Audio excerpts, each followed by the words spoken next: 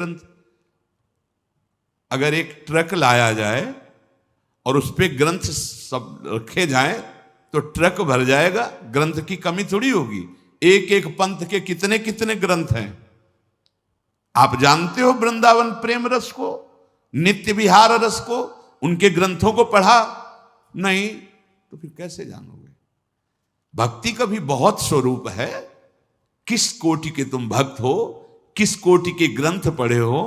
यहां आओ, भगवत रसिक जी कह रहे वेद रसकन की वाणी, केवल राधा रस ही भरा हुआ है। ये वृंदावन धाम है। कौन इस धाम की महिमा को, महापुरुष जो है, साधारण जीव की तो बात जाने, कौन नमन नहीं करता, कौन नहीं जानता।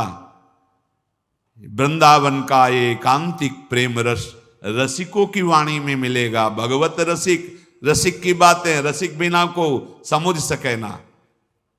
राज दरबार में राजा का जो प्रताप है वो जितने देखते हैं वो उतना जानते हैं कि राजा के समान कोई नहीं है, क्योंकि उसके इशारे, भ्रकुटी के इशारे में प्रांत के प्रांत नष्ट हो सकते हैं। वो राजा का वैभव देखते हैं। ये है राजा प्रताप, राज प्रताप। और जब वो अपने महल में जाता है, अपने राज पद से उतर करके, फिर जो स्वरूप का दर्शन होता है, उसका प्रेमी रूप, वो प्रेमी रूप वो सभा वाले नहीं जानते। सभा वाले नहीं जानते हैं। अगर उनसे कहा जाए कि जो महाराज की भ्रकुटी का तुम प्रताप देख रहे हो ना, किसी की भ्रकुटी का प्रताप ऐसा भी कि तुम्हारे महाराज घुटने टेकते हैं वहां। जैसी हरिवंश प्रताप रूप गुण वय बल श्याम, जिसे वेद भी नेति नेति कहते हैं, ऐसा राजा है हमारा। वृंदावन के राजा हैं, लेकिन वृंदावन नाथ पट्ट महिषी, निर्तन भ्रकुटी बदन अंबुज मृदु सरस हास मधु बोलन, अति आसक्त लाल अली लंपट बस कीन्हे बिनु मोलन।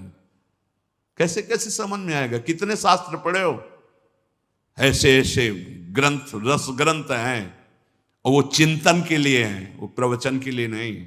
वो आहार है रसिकों का।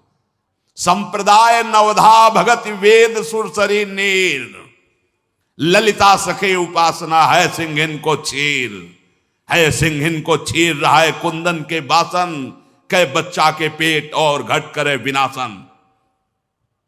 बोले जो चतुर संप्रदाय नवधा भगति, ये परम पावन त्रिभुवन को करने के लिए जैसे भागीरथी गंगा, ऐसे